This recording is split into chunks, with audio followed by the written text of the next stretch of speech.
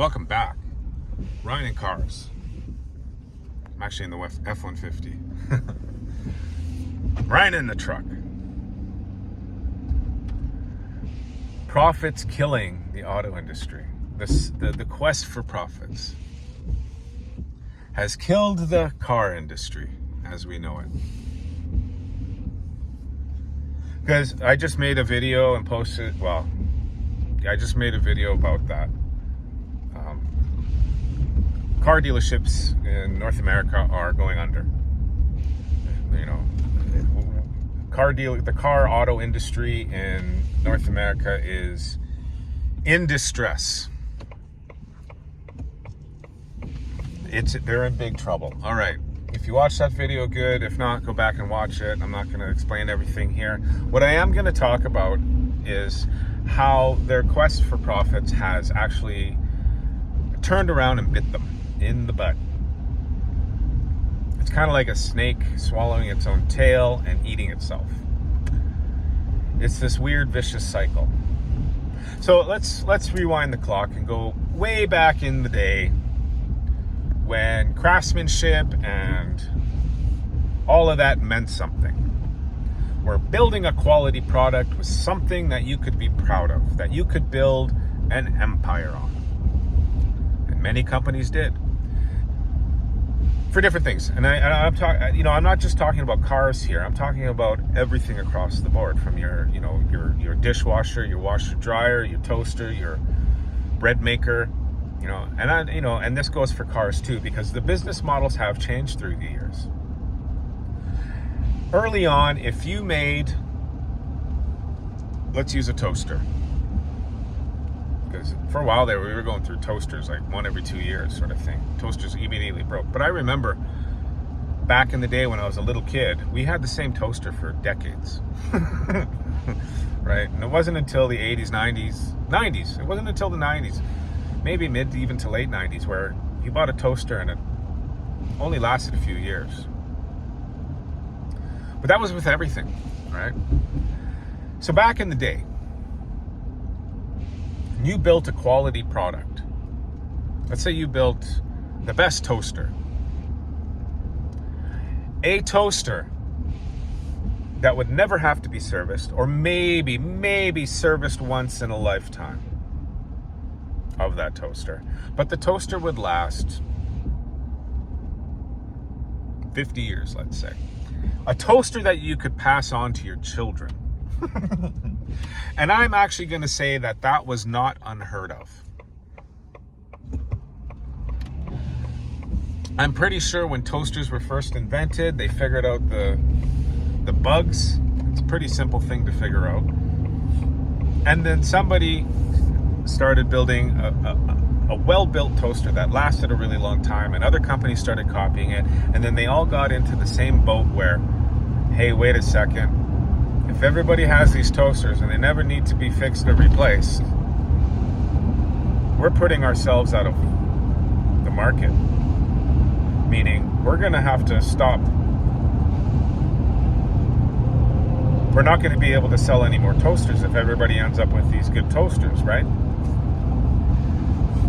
So let's build toasters to last a certain length of time. Or really what ended up happening with certain parts in that toaster would have to be replaced, because everybody said, we want to build a good toaster, but we still have to make money. We still have to stay in business. Let's just make parts that fail after a certain amount of time, and we sell the parts. We make and build the parts, and we get them put in. That way we stay in business, and it's a little bit of profit on our end, and we get to keep our good name about making good toasters. The same thing happened with cars.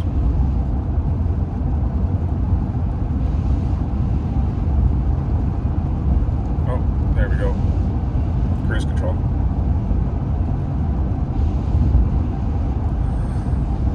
The same thing did happen with cars. And,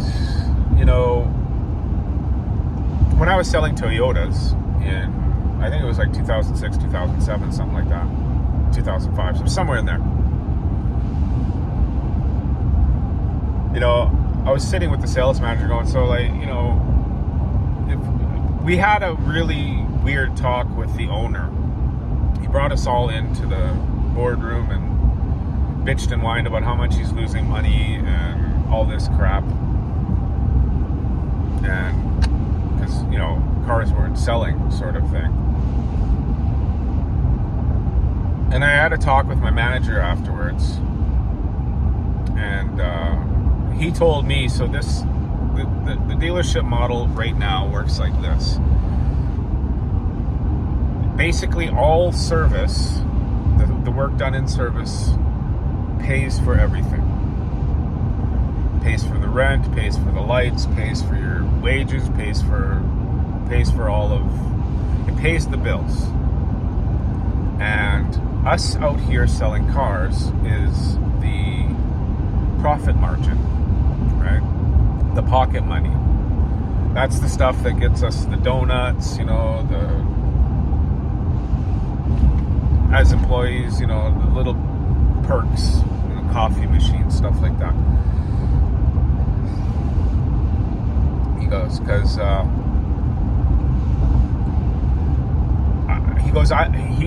he had been a sales manager for 15 or 20 years or something like that. And he goes, you know, and I don't really know, it was somewhere in the 70s there where it changed, where it became less and less about selling the cars, because selling cars used to be the moneymaker in the dealership, and service wasn't. Service was something that was a little bit of money that hopefully it paid for itself, but really the real money came from selling the cars. Today is different. He goes, how it's set up, because people used to buy, the dealership used to have to buy the cars and then resell them. We would have to buy them wholesale from the manufacturer and then resell them and then take the money off of that. It's different now. It's different now because the floor plan deal where you basically pay rent on these cars until you sell them. Now, automakers, through the years, used to build a long-lasting car, and they ran into the same problem. They tried the service thing that I mentioned with the toaster, but still, you still have shareholders to answer to. If your stock isn't going up, there is something wrong with your business, right? It means you're doing bad. So that means you have to post good numbers, good quarterly numbers. Otherwise, you end up like Pontiac, an Oldsmobile.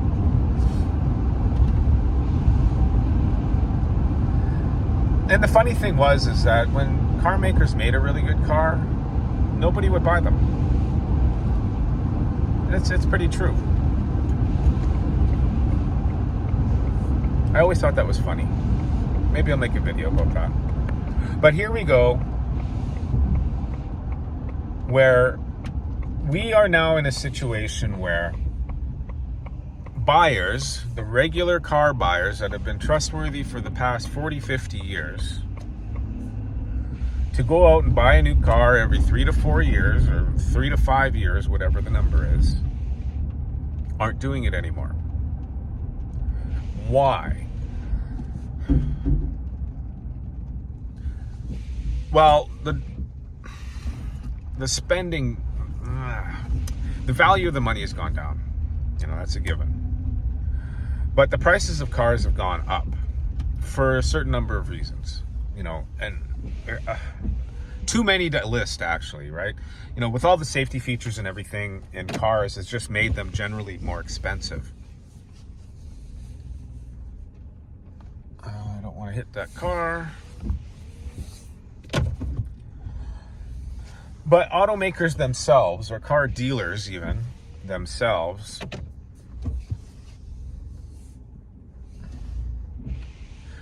have been pumping out, especially in the last 5 years, have realized, you know, we've hit a point in the market where we have to sell luxury car. We have to sell these cars with all the options on them to maximize profits.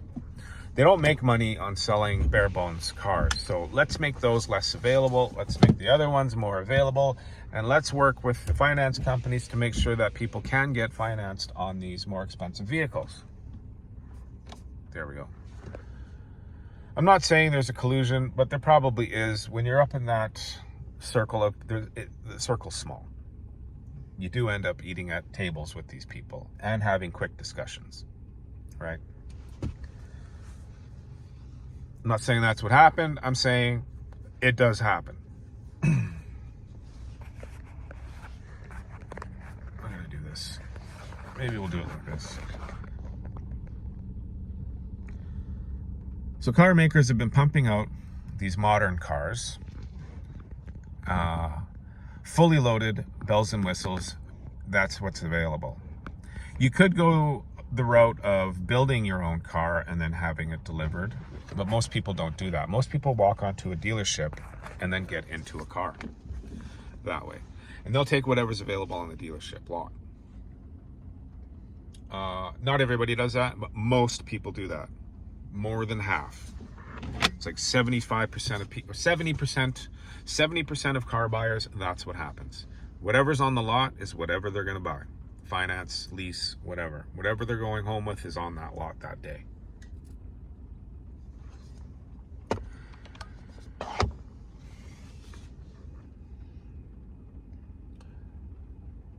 That's one way to maximize their profits. Because I don't know what it was, because if the, that seems to be the bottom line of all of this, is they have to maximize profits and do whatever it takes to do that. And now we're in a situation where people don't want to buy cars, and now car dealers are suffering. People don't want to buy cars because now they mistrust.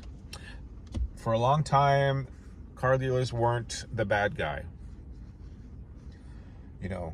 70s, I would even say into the 80s, but that was the worst time for car manufacturer, car dealer reputations, right? Never take your car to the dealer was always the advice to get it fixed. If you did, they'll take you. Shady business happens at the dealership for service, for whatever, right?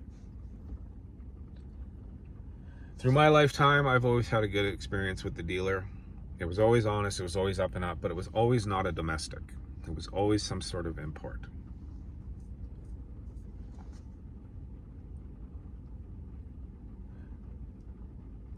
Now, car makers are also making cars to basically be disposable. The modern car, the average modern car lifetime is 100,000 miles, American miles. And that's it. That's all your car is good for. So now you're paying this super premium price for a car, quite literally, is meant to break down after a short period of time, so that you are forced to go out and buy a new car. Now here's the thing too, right? How the depreciation works on cars.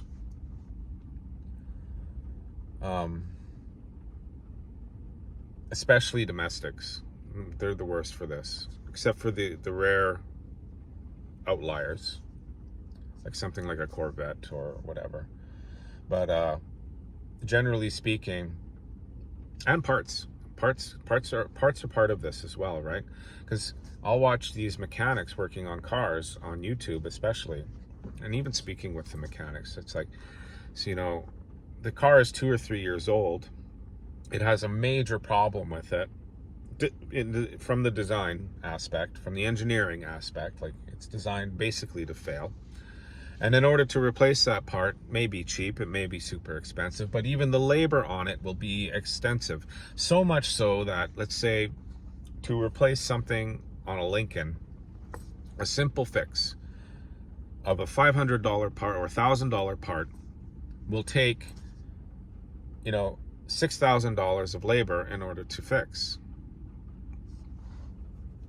And then you're looking at that going, well, this car is actually only worth $4,000 or $5,000 or $3,000. It would be cheaper for me to go out and buy a new used one than it would be to fix it. And that's how cars become disposable. When the cost of doing the repair is more than the cost of replacing the vehicle. Okay? Insurance companies are famous for this nowadays, where if your car gets a ding, a bump, or in an accident of some sort, they write the car off because fixing it is more expensive than paying you out. Anybody who's gone through this knows what I'm talking about. So here we are with cars that are too expensive, people who don't trust cars anymore, because new cars, good luck. You buy a brand new car expecting it to be reliable. That's the whole point of buying a new car and getting out of your used car. That's not like that. Every new car has problems. Very, very, very few do not. And to the point where you will be driving it, something electronic will happen, it becomes undrivable. You are now out of your vehicle for a week. In my case, the Hornet owners have been out for months without a fix available, right? And I'm not the only one. Hornet isn't the only one. It's happening to everybody in Chevy who bought a brand new truck. It's happening to Ford. It's happening to Toyota. It's happening to Honda. Honda and Toyota engines are failing. The most reliable companies on the world for cars are having serious trouble with their brand new cars. So the advice here, so this is what I'm saying about consumers don't trust car makers, because why pay a monthly payment that is a third of your income towards a brand new car that isn't reliable, that's going to break down anyway, when your old car you have no payments on, and to keep it running costs less than a monthly payment of a brand new car. That's where we're at in the car industry right now, and this is why nobody is going out and buying new cars. Buying a new car and putting it on a payment was the insurance you were paying for so that you wouldn't have a problem. And if there was a problem, it was fixed quickly and efficiently, and it didn't cost you anything. That's the whole idea about putting a new car on payments versus driving around in an old beater, waiting for the day when something catastrophic happens, and all of a sudden you got to pay $5,000 for a new motor or transmission or something along those lines. A surprise bill. But now you're getting into a modern car, you're paying out the wazoo for the privilege of having it, and ending up with major repairs anyway. So what's the point, right? And automakers have done this to themselves, where they have gone to the business model where they need customers to come in and buy a new car every 4 to 5 years. So why make a car to last 30 years or 300,000 miles? Why make a car last for 300,000 miles when all we need is somebody to come in, and we need the car to last maybe 3 to 5 years, and then that's it. So that's all that we're going to build to. That's the quality standard that we're at.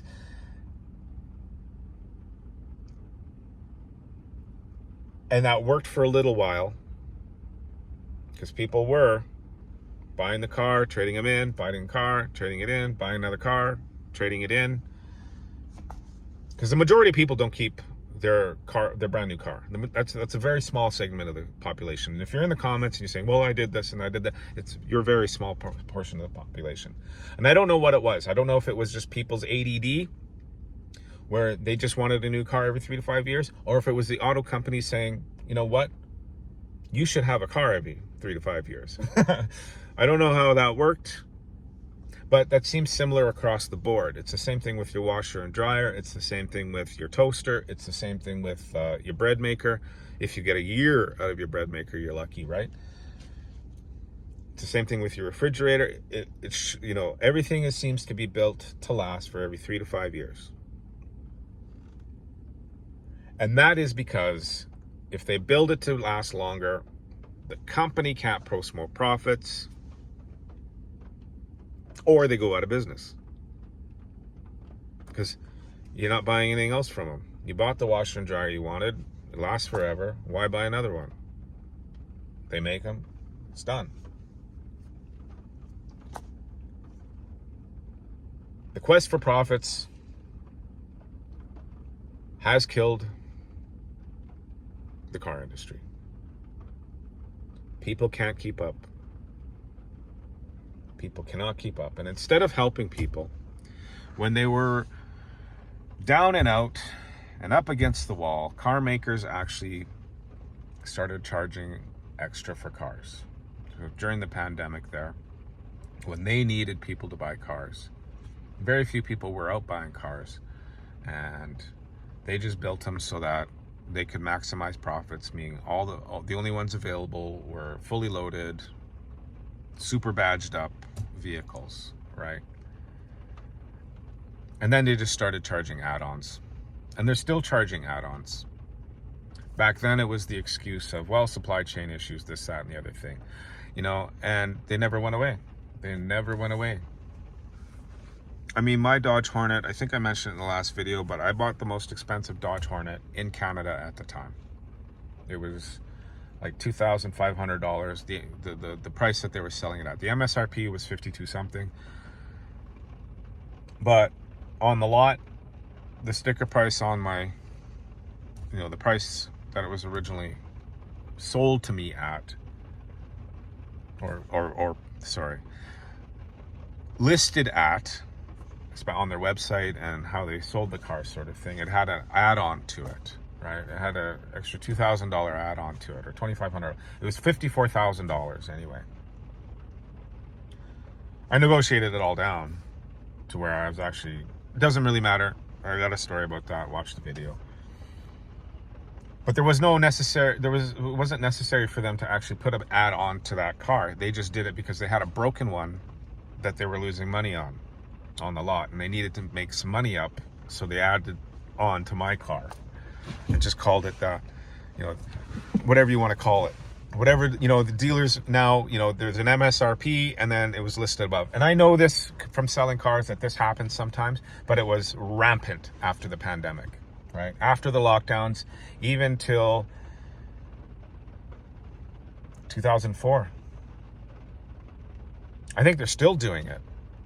I swear to God, I still think that they're doing it to some models, some makes and models. I know for Hellcats and stuff, they have that add-on, Anywho, tell me what your thoughts are in the comments. If you're new, consider subscribing. If you heard something that made you think, hit the like button. But, I don't know how to fix it. I don't know what to say about it other than this is the state of affairs. I know what's coming down the pipeline is probably going to be something along the lines of somebody, I think Mazda has even brought out a truck, but companies they're going to have to, in order to survive, car manufacturers are going to have to put out bare bones, basic cars that work for a very long time to get people into those doors again. Otherwise, they're going to go tits up. Or sell to China. Or maybe we'll just be renting cars. Maybe they don't want people to own cars anymore. That's the other way. That's conspiracy theory, though. But if they want people to be owning cars and going through those dealership doors, something's got to happen. Something's got to give. And I think people have said it by not going through the doors and not buying cars anymore. And now it's left up to the automakers again to figure out the problem. Because people are hanging on to their old cars. And old cars are going to be becoming more expensive. Harder and harder to come by. And when they do come up, more expensive. Especially the good ones. All right. I'll leave it there for now. Leave your thoughts in the comments. See you on the next one.